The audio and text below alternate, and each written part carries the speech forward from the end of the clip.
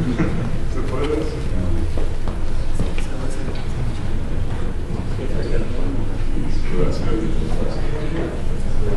Bueno, para continuar, antes de eso, ¿alguien tiene alguna pregunta en el público de lo que hemos hablado?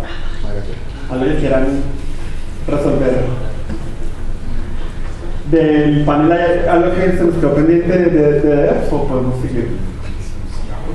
Bueno, el otro tema que quería proponer es hablar sobre open source. Eso también siento que es una tendencia que lleva 20 o más años siendo importante todo, cada año sigue siendo importante y quería saber un poco como que vimos este año de interesante y pues Eduardo empieza. Podemos partirlo en tres grandes partes. Uno, lo que es el platform as a service. Otro, lo que es software, lo que es los proyectos open source orientados al usuario, que voy a hablar de eso en un momento, y otro, lo que es el desarrollo web. Entre los proyectos más famosos en el 2015 orientados al usuario, podría decir que Firefox OS y Ubuntu Phone fueron los proyectos que más ganaron atracción en este año, porque quitan lo que es las licencias que tú utilizas cuando utilizas un Android, pagas más que todo no por el dispositivo, sino le estás pagando un montón de gente. Estás pagando Microsoft, estás pagando patentes, estás pagando a un montón de gente muchas cosas que utilizas dentro del sistema operativo Android. Esto se vino a suplir con proyectos que se están moviendo bastante en este momento, como Firefox OS. Firefox OS es un proyecto basado en HTML5, que lo que te hace es JavaScript, o sea, son páginas que son aplicaciones ricas, son rich applications corriendo dentro de un teléfono. ¿Y qué te permite esto? Primero, que muchas personas pueden hacer muchas aplicaciones rápidamente, y estas aplicaciones pueden estar hechas por equipos más pequeños o equipos que no son conocidos, etc. Y no empresas. Claro, esto también nos va a llevar a una falta de calidad cuando no son empresas que hacen esas aplicaciones, pero eso es lo que... Bien, entonces la gente de Firefox ha estado trabajando mucho en este sistema operativo, y la gente de Ubuntu también ha estado trabajando mucho en su teléfono Ubuntu Phone, que es precisamente Ubuntu corriendo en un teléfono, con todas las aplicaciones que están dentro del sistema operativo.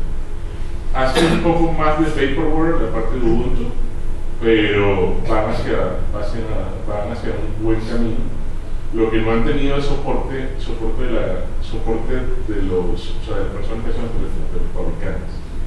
Y nada más tienes un producto, nada más un dispositivo en este momento que está construido por la gente de Google. Eso en cuanto al usuario. Ahora vamos a la parte un poco que más nos interesa a nosotros, la parte del platform as a service. Los proyectos que creo que más han tenido tracción este año es obviamente Docker.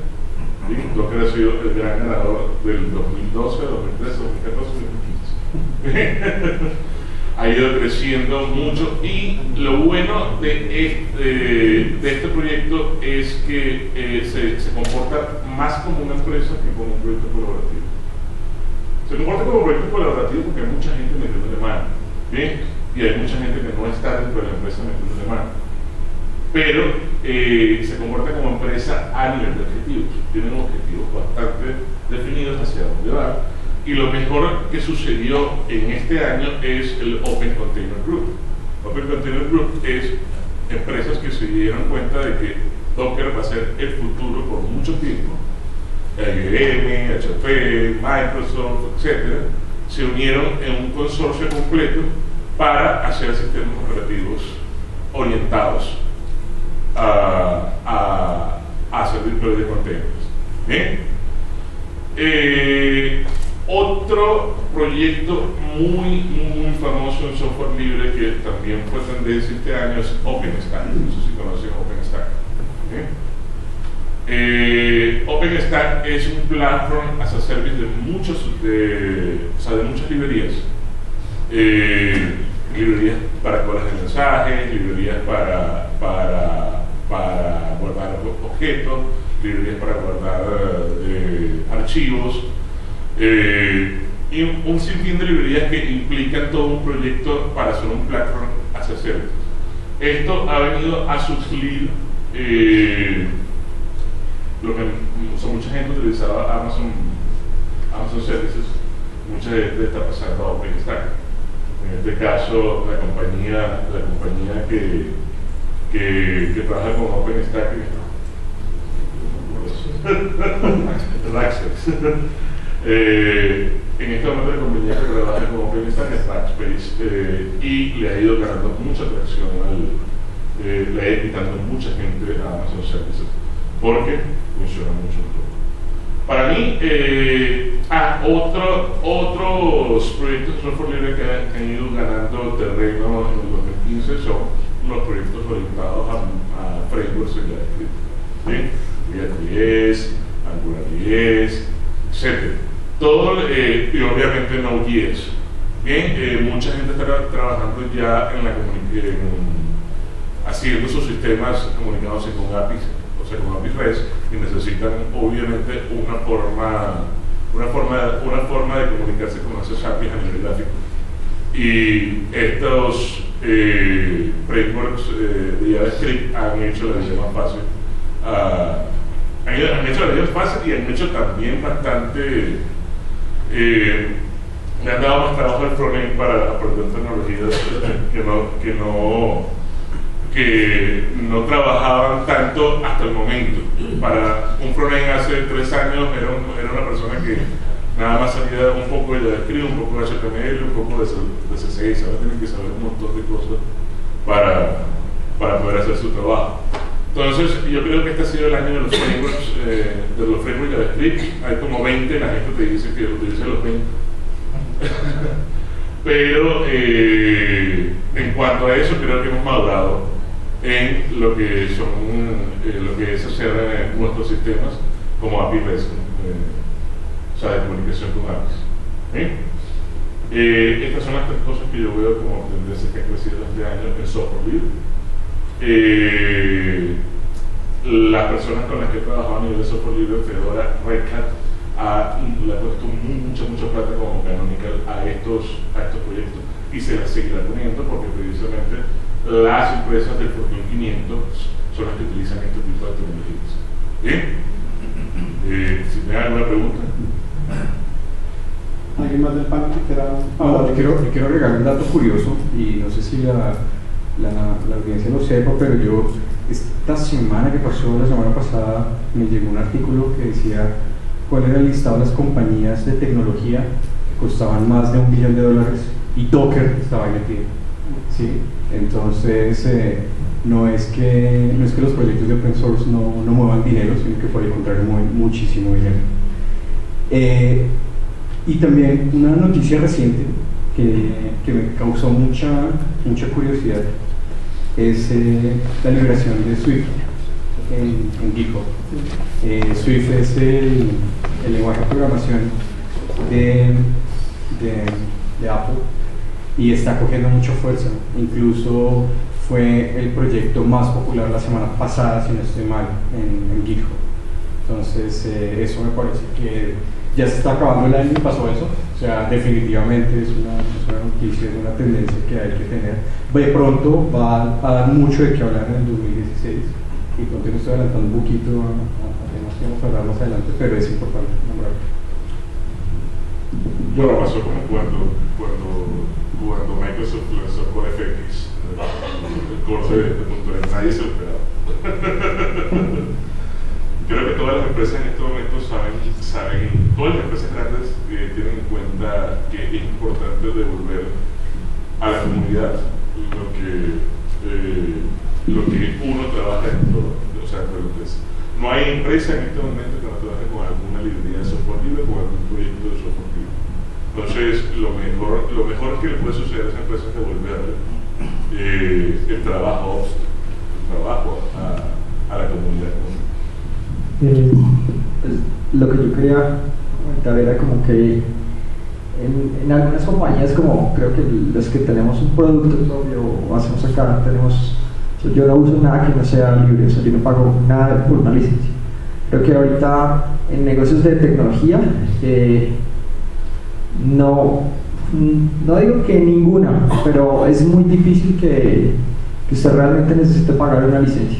O sea, como que piensen en eso, realmente las compañías que estamos tratando de hacer algo de tecnología, todo el stack es libre, o sea, no se paga una sola licencia y además de eso, todas las otras cosas de lo libre, o sea, que podamos meterle la mano, que podamos revisar qué es lo que estamos usando, etc. Eso es como un llamado de atención que muchas veces uno no tiene eso presente, y es que en serio que las empresas acá, que no son bancos, sino que le toca a uno comenzar a hacer las cosas, no usa uno nada, no paga una sola licencia.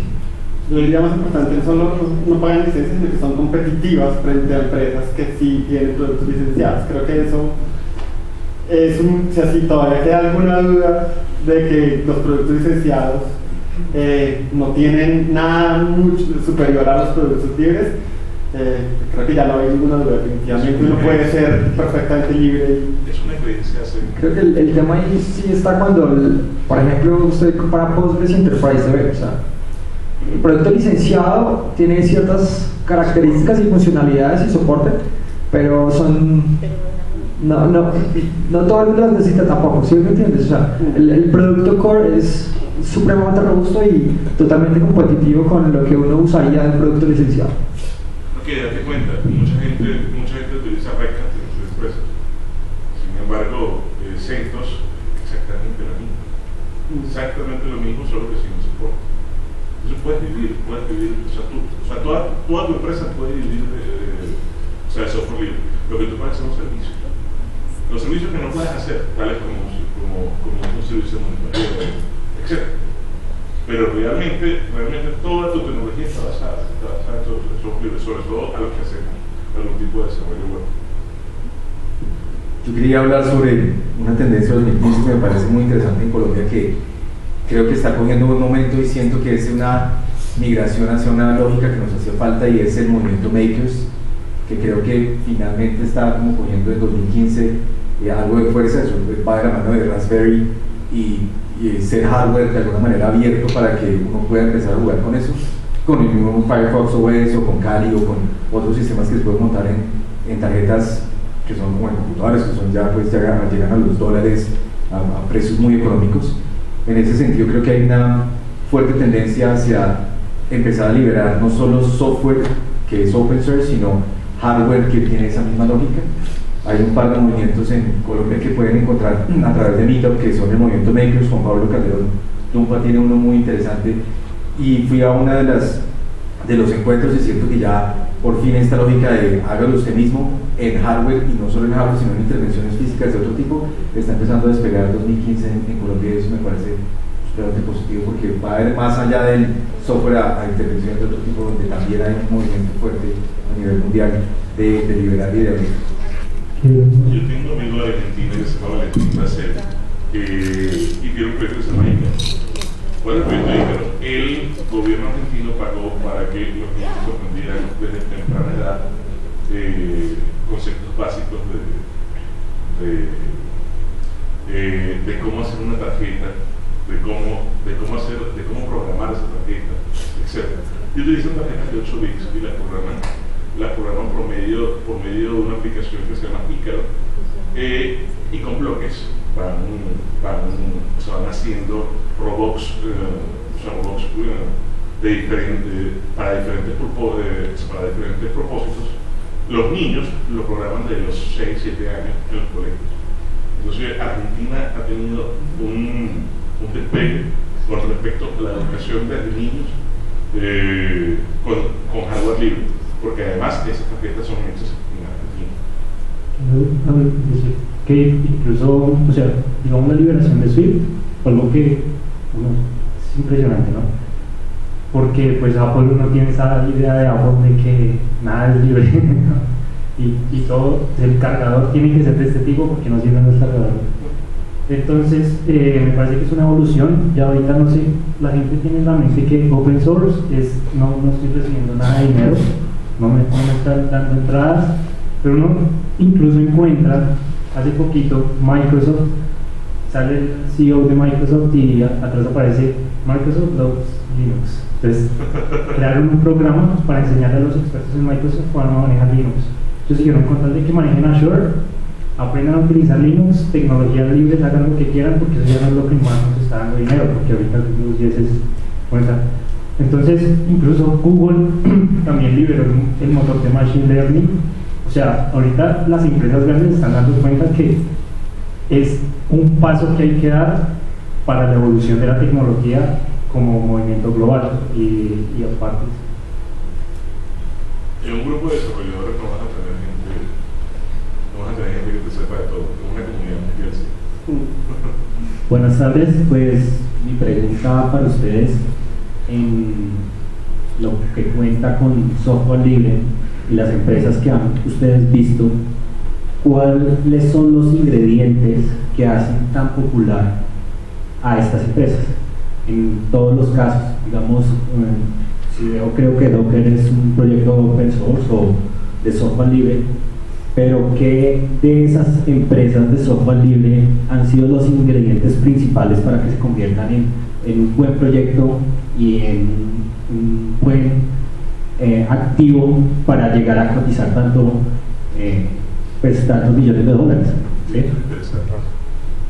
Yo diría que el proyecto es interesante. En un proyecto cerrado, la única cosa que tienes que hacer es contratar una serie de programadores y ellos van a hacer los estudios. En un proyecto de software libre, el proyecto tiene que ser interesante para que el programador haga contribuciones a ese proyecto. ¿Qué pasa con esa gente que es famosa y que contribuye más y que en algún momento se llega a convertir en un mantenedor de ese proyecto? Generalmente esa persona termina trabajando para esa empresa. ¿Bien? El mayor banco de programadores para Red Hat es Fedora, y en Fedora estamos 150.000 personas, ¿bien? En todo el mundo, que hacen diferentes partes del proyecto. Y de esos 150.000, no te puedo decir, o sea, son 15.000 trabajadores que estaban en Fedora antes, que ahora están en Red Hat como programadores. Bien, lo que te da la comunidad de software libre es, primero, reputación, segundo, trabajo, porque obviamente vas a conseguir trabajo si eres un buen programador de estos proyectos, y tercero, estos proyectos generalmente van a contratar a la gente buena. Y obviamente, al tener gente buena trabajando en proyectos de software libre, que gente pro, gente ninja, estos proyectos tienen la capacidad de cambiar constantemente y volverse lo suficientemente reactivos ante los cambios que hay en la industria. En este caso, Docker cambia constantemente adecuándose a lo que tiene. Entonces yo creo que en eso se basa el éxito de esas empresas, el dinamismo. Yo creo que el éxito de estas empresas es que aprenden rápido. Esto aprovecho y hago la cuña. Esta semana que viene arrancamos una gira por 7 ciudades de Colombia haciendo un Open Space. No sé si todos están familiarizados que es un Open Space o si han estado en alguno. Un Open Space es una tecnología humana donde los asistentes comparten conocimiento. Entonces el hecho de que una compañía pueda crecer con Open Source es porque, como comparte conocimiento, crece más rápido. Un Open Space, como tecnología humana, lo que propone es una desconferencia. El término viene de on-conference. No hay unos panelistas, no hay una conferencista, no hay un keynote, sino el conocimiento está entre todos nosotros. Hay unas reglas de juego donde lo que hacemos todos nosotros es poner de acuerdo a si lo que usted tiene para enseñar vale la pena o no vale la pena para el resto del colectivo. Si se dan cuenta, en la misma lógica del open source, pero ya llevada a hagamos open source ya. O sea, hagamos un ejercicio de un open space aquí, donde cada uno de nosotros tiene algo que aprender. Entonces, por ejemplo, Sebastián es experto en el área de emprendimiento y montar negocio. Listo, usted una charla, 20 minutos, haga el pitch lo suficientemente vendedor para que la gente vaya a oírlo a usted. No tuvimos que traer a un experto de Silicon Valley que cuesta, no sé, $30,000 traerlo aquí para que dé una charla. Esa misma lógica es detrás. Siento que las empresas poderosas son las que son capaces de liberar el conocimiento para aprender rápidamente. Y justamente hablando de Sebastián, hace un rato nos encontramos en Casa Contacto y fue el momento del escándalo de Volkswagen, que siento que es un momento también importante de 2015. Y hablábamos de, eso no habría pasado si ese software hubiera sido abierto. Eso no habría pasado si eso no hubiera sido de público conocimiento, pero como es cerrado y tiene todas estas lógicas de propietario y todo lo demás, uno dice, bueno, pues la consecuencia es finalmente eso. Claro, hay un negocio por medio, hay una marca por medio, pero ¿qué le pasó a esa empresa? Que el aprendizaje, como fue tan lento porque fue llevado a otro nivel, pues ahora están pagando unas cifras o están preparándose para una serie de cosas alrededor de eso. Aunque hace poco sí les dijeron que no era cierto y que todo lo que habían dicho era falso. En fin, eso está en un tema bastante complejo, pero va de la mano de lo que pasa con las tecnologías propietarias y cerradas versus las otras. Bueno, siguiendo con las preguntas del panel, a ver si alcanzamos a todas las preguntas. Quería preguntarle a cada uno de ustedes cuál fue la noticia de tecnología o no tecnología finalmente que más les impactó este año. Si quieren empecemos con Juan para romper el ciclo. Sí. Bueno, la tecnología para mí que la rompió este año se llama Ethereum.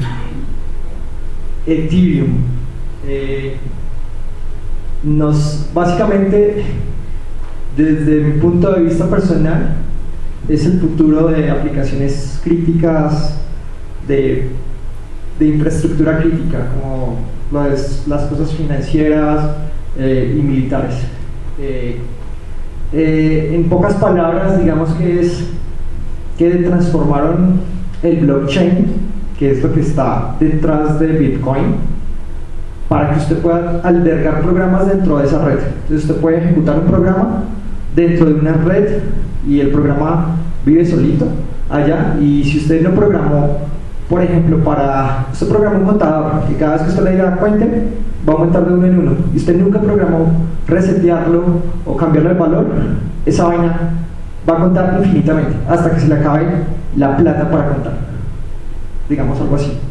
Es como ejecutar un programa que vive en una red y allá tiene su memoria y tiene todas sus cosas. Esa para mí es y digamos que este fue el año donde salieron a producción, donde ya los conceptos están bien y yo lo veo por allá, un futuro para cierto tipo de aplicaciones muy interesantes. ¿Cómo se letra? Ether, E-T-H-E-R-U-M.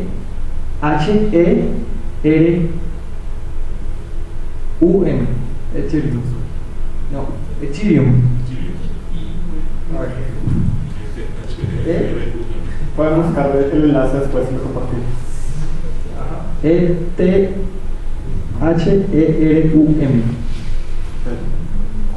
Diego. Yo sí me desmarco un poco de la parte de tecnología y lo oriento muy desde el lado de experiencia, no solo de usuarios, sino en todo sentido. Y es que este año en particular se le dio mucho énfasis a la empatía, a desarrollar empatía. Desarrollar empatía no solamente hacia las personas que tienes al lado, sino hacia tus usuarios. Empatía hacia lo que tu cliente necesita, hacia tu equipo de trabajo, hacia evitar que el Scrum Master se vuelva la persona que está solucionando problemas entre el equipo. Empatía como tal, dentro de un estudio que hizo el Departamento de Trabajo de Estados Unidos, es uno de los soft skills que en 5 años va a estar en el top 5 de lo requerido a cualquier persona, y va a ser uno de los soft skills más importantes, porque ya no somos, o sea, no somos individuos trabajando solos, siempre estamos trabajando en equipo y necesitas eso, empatía, que es poderte poner no solamente en los zapatos del otro, sino en los sentimientos del otro para poder conectar. Para mí eso, este año, tuvo un impulso muy grande, yo viéndolo desde la parte de experiencia de usuario, que me encanta, pero creo que es aplicable para todos, incluso también para los trabajos dentro de equipo. Para mí, es una cosa que ocurrió hace poco, pero que va a tener mucha tracción en el 2016, va a ser TensorFlow. La librería de Machine Learning del nuevo algoritmo de búsqueda. Bien, creo que va a dar mucho de qué hablar en el 2016 y va a haber muchas aplicaciones que van a estar basadas en esa librería para sobre el próximo año. Me pareció una de las noticias más interesantes del 2016. Para mí, también viniendo de Google, pues no sé si es una noticia o más como un resultado, fue el equipo que estaba trabajando en Computer Vision en Google, hicieron lo de Deep Dreaming. Seguramente, muchos de ustedes seguramente vieron las imágenes. Eso me encantó, me pareció muy chévere. O sea, ellos se hicieron una pregunta, se preguntaron bueno, o sea, nosotros ya sabemos, estamos entrenando la máquina para que pueda reconocer un edificio, un gato, etc. Pero se hicieron la pregunta inversa, dijeron, bueno, ya lo entrenamos, ahora pongámoslo a dibujar lo que la máquina piensa que es un gato, por decirlo así. Y pues los ingenieros de Google dijeron de entrevistas que pues, les ha sorprendido bastante el resultado, porque encontraron, por ejemplo, es una forma muy bonita de explorar lo que está pasando entre los algoritmos. Lo que pasa con los algoritmos de deep learning es que pues, nadie sabe realmente cómo funcionan por dentro, o sea, funcionan pero nadie sabe bien por qué. Y entonces encontraron cosas como, por ejemplo, que cuando la máquina pensaba lo que era un limón, le preguntaban, aparecía un limón pero con un cuchillo en la mitad, o sea, algo así. O cuando le preguntaban que era una mancuerna, aparecía la mancuerna pero pegada con un brazo. Entonces como que se dieron cuenta de ellos, esta máquina está interpretando las cosas diferente a como pensamos nosotros, y así es como la máquina está viendo el mundo. Y pues es interesante no pensar cómo ve las máquinas, cómo ven el mundo. Y de hecho empezaron a ponerlas a generar gráficos, y los gráficos que generaron son espectaculares. Les recomiendo que busquen, los que no han visto Deep Dreaming, gráficos son muy raros, son como parecidos cuadros. Es chévere, me pareció algo muy impactante este año, como ver cómo ve una máquina, muy chévere. Cuidado si vemos que en el futuro que estés Bueno, yo no me voy a ir por el lado tan técnico, y fue algo que pasó esta semana, y es el IPO de la empresa Atlassian, que son los dueños de la suite Jira. En mi experiencia he trabajado con muchos equipos de desarrollo y con varias compañías, y todas usan Jira. Incluso uno de nuestros clientes en Boni, que es Spotify, utiliza Jira no solamente para desarrollo, sino para tareas de negocio, para procesos de negocio. No sé, los que utilizan aquí Jira o están familiarizados con la suite online, nosotros lo utilizamos. Los flujos cambiaron, sí, realmente el producto cambió antes del IPO, y nos dimos cuenta, esto es una opinión personal, pero obviamente el producto va a empezar a cambiar bastante rápido. Durante estos años cambió rapidísimo, y la cantidad de plugins y de add-ons que incluyeron dentro de la plataforma antes del IPO fue impresionante. No me imagino lo que va a pasar ahora que ya es una empresa pública. Dos, obviamente simplificaron bastante la forma de cómo se utiliza Jira. Hay muchos problemas de UX, hay cosas que son difíciles de arreglar, pero seguramente las van a arreglar. Y tres, nosotros también utilizamos Trello, y pues pagábamos una versión corporativa que costaba $25, y ahora nos llegó un comunicado que ya no va a ser $25 por la cuenta, sino que nos van a cobrar $10 por usuario. Entonces, básicamente el costo se nos va a incrementar más o menos un 2000% mes, no mentiras, año por utilizar Trello. Y eso es una reacción realmente de lo que pasó con ese IPO de Atlassian. Obviamente Trello sabe que Jira le va a meter muchísimo más recursos ahora y va a avanzar muchísimo más rápido de lo que venía, y pues obviamente no se quiere quedar relegado si desaparecer del mercado. Muy técnico.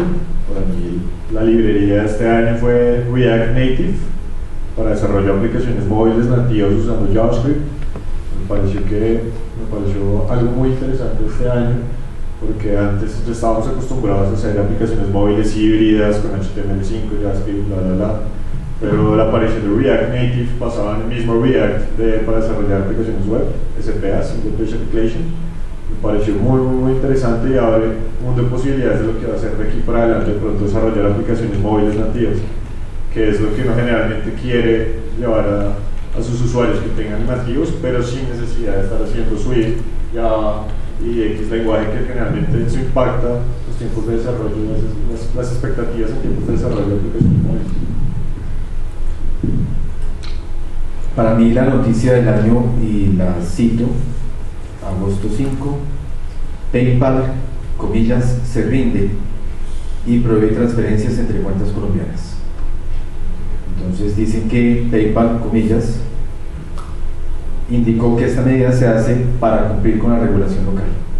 Siento que eso es una noticia importantísima porque va a hacer dos cosas.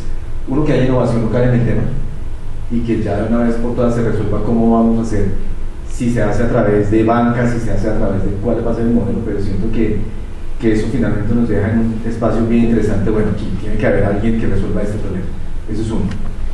Dos, siento que va de la mano del dólar a 3.000, que también es una noticia importante, porque si usted tenía servicios en la nube y usted los tenía contabilizados a cierto número, un 25% por encima de esos costos, afecta a cualquier proyecto. Entonces implica que usted tiene que reinventar el modelo. Lo digo personalmente porque hacía deployment utilizando Git, pasándolo con otro proveedor que me ayudaba a hacer el envío a mi sitio, y el proveedor me costaba, no sé, $20 mensuales. Entonces ya tengo que revisar los costos porque el proyecto no los paga, en fin. Entonces siento que hay un tema bien interesante porque empuja por un lado, afecta el bolsillo, pero también lleva a que de alguna manera se resuelva internamente esas transacciones que de alguna manera pensábamos estaban resueltas en otro modelo. Entonces siento que eso, y también le afectó el dólar de 3.000 a muchas compañías que tenían unos topes por ley, que solo podían recibir cierta cantidad de pesos, y ahora con estas monedas fluctuando, los topes están cambiando constantemente. Entonces nos lleva a unir dos elementos, y estoy absolutamente de acuerdo con el tema que propone Diego de diseño centrado en el usuario. Siento que finalmente el 2015 ha sido un año para que el usuario diga, pues usted tenga claro cuál es el negocio, pero el que termina usando la herramienta soy yo, y ese botón no está donde debería estar. Y eso siento que es una cosa que está afectando desde todos los frentes. Estamos hablando precisamente en las escaleras en la pausa sobre el Lean UX y temas que están cada vez más cercanos a la agilidad desde experiencia de usuario, que es un tema que sí o sí tiene que empezar a tocarse cada vez más, y esta noticia nos ayuda un poco como a contextualizar eso. Bueno, la siguiente pregunta, creo que ya la hemos tocado en varias cosas, es sobre JavaScript. Tiene que ver un poco con que de verdad siento que hubo una época en que todo el mundo quería cambiar a JavaScript, y JavaScript no ha muerto y sigue volcándose un montón de cosas en las que seguramente nadie pensó encontrarlo. Entonces, pues, Diego, que asistió a JSConf, creo que puede darnos un buen punto de partida de qué ha pasado con JavaScript. Yo quería hacer la pregunta de quiénes son los haters y quiénes son los lovers. ¿No se arriesgan? Creo que son los 50-50. Yo la verdad soy de los que siente que no lo entiende, pues tal vez como que odio no entenderlo, pero sé que si tanta gente le gusta, pues debe haber algún encanto ahí, pero no sé. Pues, bueno, yo sí me declaro lover de JavaScript. Principalmente mi background es desarrollo frontend, y sí, antes, como decían, frontend era maquetado, unos comportamientos muy breves, muy simples dentro de las aplicaciones, pero en los últimos años y este año pegó muy duro gracias en gran parte a la influencia de Node.js. Node.js impulsó el uso de JavaScript en muchas cosas. El hecho de que, por ejemplo, PayPal también moviera sus transacciones hacia un stack basado en Node.js, noticia del año pasado, creo, o a principios de este año, denota el poder que puede tener esta arquitectura. ¿Sí? El hecho de que JavaScript es, sí, bueno, hasta JavaScript 5 pobremente tipado, que es interpretado y demás, entiendo el odio que puede generar desde otros lenguajes, pero también es la parte que lo hace tan sencillo. La parte de lo que lo hace tan sencillo de que aprenderlo es muy fácil y cualquier cosa lo interpreta. Justamente en el JSConf, una de las cosas que más nos sorprendió fue el trabajo que están haciendo con bots, notebots. Es increíble. Y con un Arduino, programándolo con JavaScript, poner a funcionar un robot. Esa parte la resalto en lo que me sorprendió a mí en JavaScript del 2015, y es que en muchos lugares estoy viendo ese movimiento alrededor de Node.js.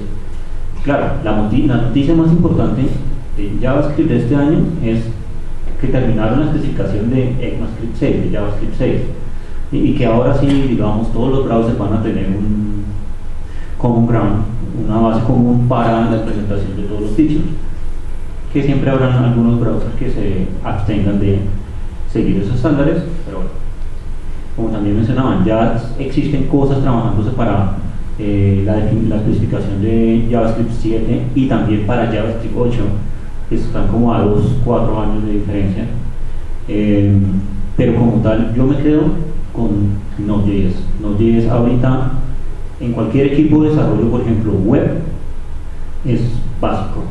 Cualquier herramienta ahorita, el stack de desarrollo frontend dejó de ser CSS, HTML y JavaScript. Ahora pasó a ser que necesitas compilar tu código frontend. Entonces ahí es donde entran todas las herramientas de automatización como Chrome, como Golf. Por ejemplo, relacionado con programación funcional, yo veo Golf, cómo se ejecutan las tareas de Golf, y lo veo muy orientado a lo que es una programación funcional, que son pipes. Entonces ya está cubriendo muchas cosas JavaScript, que poco a poco está alcanzando también estructuras complejas de otros lenguajes de programación. A eso estuvo muy orientado JavaScript 6, a darle un poco más de definición. Entonces, para mí Node.js es una cosa que vale la pena tener muy en mente, muy a la vista, porque está reemplazando partes del stack que antes se necesitaba un lenguaje backend. Ahora a los backends les va a tocar aprender JavaScript también. Yo tomo la palabra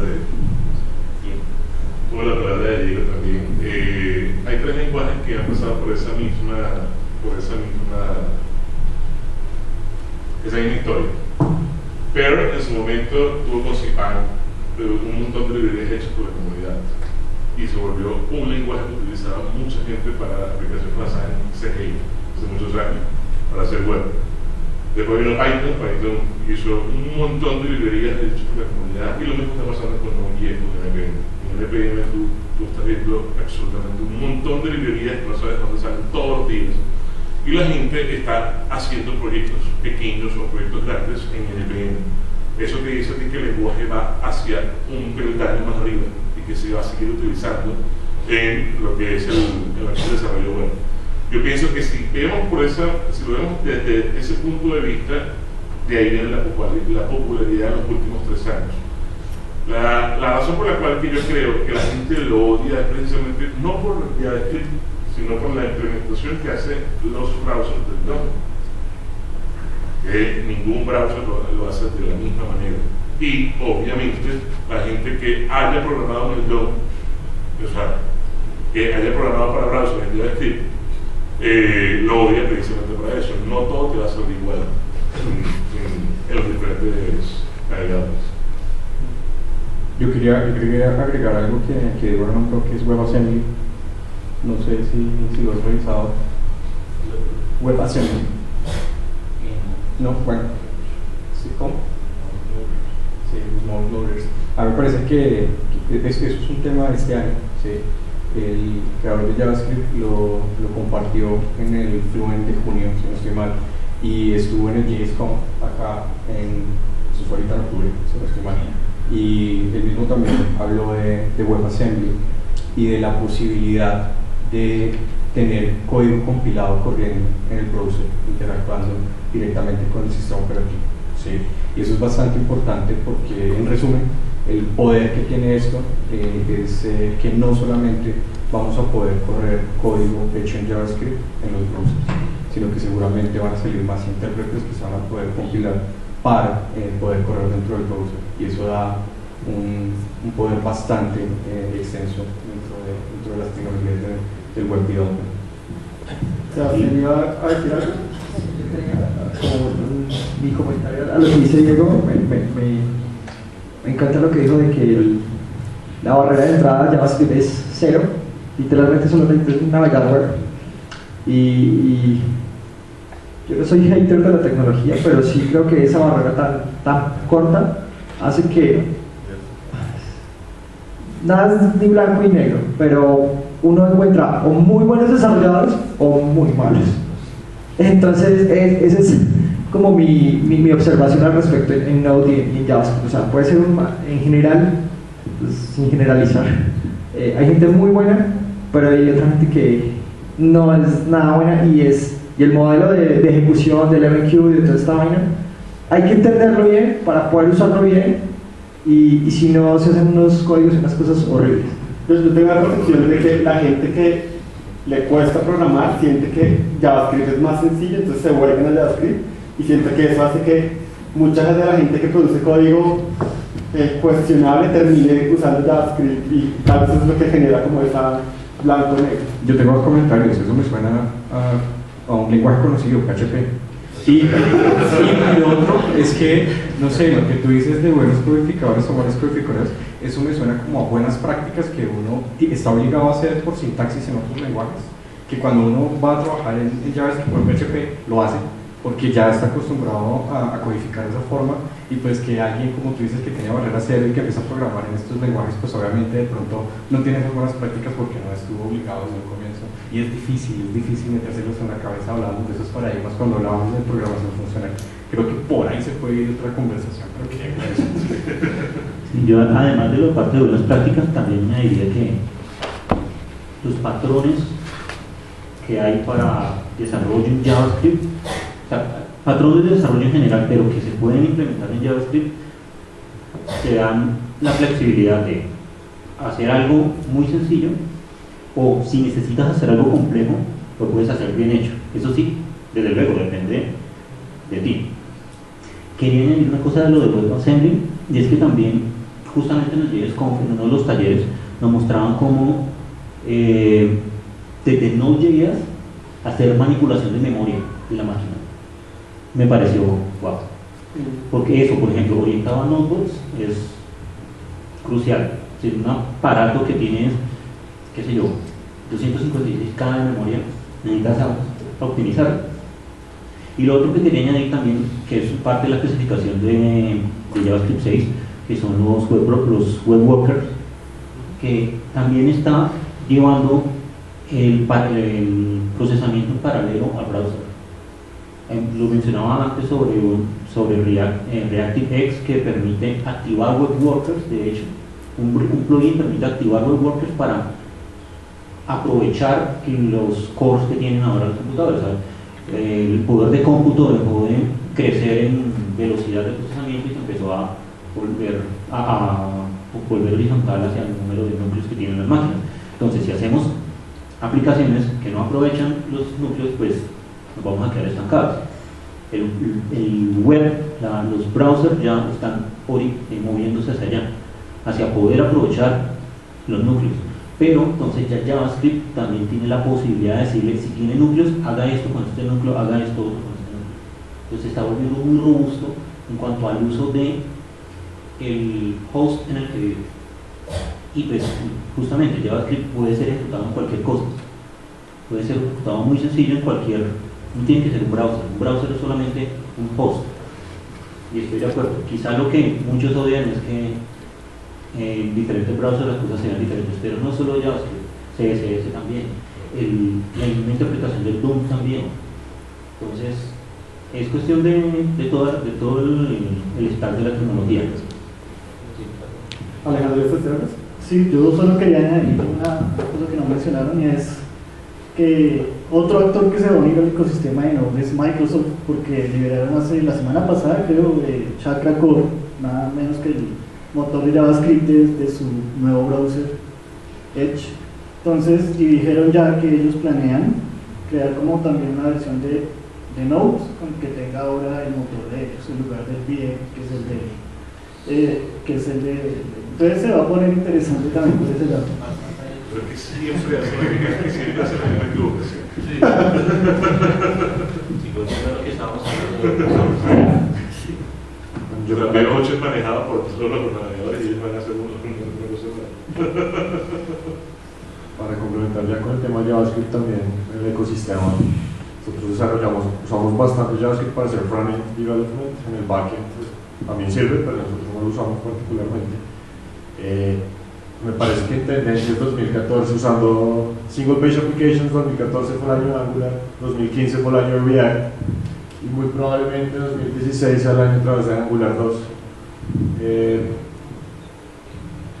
A mí me parece muy interesante el año actual, 2015 React, porque trabajaba a colación no solo son Single Page Applications, sino porque si ustedes se acuerdan que siempre hay un trade-off entre un Single Page Application, server-side frontend, no sabe qué trade-offs hay, qué beneficios me tiene usar el uno al otro para el tipo de aplicación que yo voy a hacer. Ahora React con JavaScript isomórfico de poder renderizar en el servidor y ser Single Page Application, ese híbrido, me pareció también algo muy importante porque React se volvió mainstream este año y el 2016 también. Angular 2 adoptada con Angular Universal bastante del concepto de Isomorphic JavaScript. Isomorphic JavaScript me parece que es la forma de cómo hacer nuestras aplicaciones web ahora y de cómo sería el santo grial de hacer aplicaciones web más o menos bien, trayendo lo bueno del server-side front y lo excelente de clientes de single page applications en una misma aplicación. Eso me parece que es muy interesante tenerlo en cuenta. Bueno, y para cerrar, Carlos, que me hagan un comentario sobre eso, justamente sobre lo que y React para el próximo año, es la importancia de JavaScript de ECMAScript 6, porque Angular 2 se demoró en ser lanzado justamente por la especificación de JavaScript 6, porque está hecho completamente orientado a explotar JavaScript 6 y también lo nuevo que se viene en React. Entonces, por eso decía en la intervención antes, no es algo de que necesitamos a futuro, sino es algo de que ya está. Clint Finkley, que es un autor de Wired, publicó en noviembre, a finales de noviembre, un artículo muy interesante de cómo él hizo toda una crónica de qué les significó a su vida apagar JavaScript en el browser. Entonces forzó al browser a que no demostrara nada de JavaScript, entonces tiene toda una crónica que se la recomiendo, se llama apagué JavaScript por una semana y fue glorioso. Entonces lo que hace Finkley es como contar qué dejó de servir. No le servía Google Docs, no le servía Netflix. O sea, se dio cuenta que efectivamente lo usaba para muchas cosas y que tenía valor por eso. Y ahí, digamos que sale el Software Free Foundation como un odiante, alguien que odia con odio jarocho a JavaScript porque activa cosas sin permiso del usuario. Pero a mí lo que me llamó la atención de ese artículo es la discusión del ad blocker y hacia dónde va el modelo de negocio web 2016 cuando se bloquean las páginas o los anuncios de publicidad en las páginas y en aplicaciones que tienen cierto modelo. Creo que eso pone sobre la mesa la discusión de modelo de negocio verdadero. ¿De dónde está su negocio? ¿Su negocio está en pauta? Difícilmente. Y con AdBlocker el proceso está completamente revaluado. Lo que nos lleva como desarrolladores y como personas que están haciendo negocio o que están pensando en startups o lo que sea, a pensar seriamente que JavaScript finalmente lo que alimentaba era también un modelo de, y tiene esta posibilidad de capturar audiencias y tráfico y plata y revenue a través de publicidad, con una figura de AdBlock que de alguna manera lidera Apple, pues habría que pensar también cómo hacer los proyectos ahora, porque esa discusión de si yo prendo o apago algo que automáticamente activa cosas en mi página, eso es una cosa para mover el negocio bien interesante que en 2016 también va a empezar a tocar ciertos nervios. Bueno, y como les contaba, para finalizar, antes de que nos piden amablemente que nos ocupemos, nada, les quería regalar el espacio para que hablen de cosas que no hablamos ahorita, miscelánea, lo que se les ocurra que sea importante que no tocamos.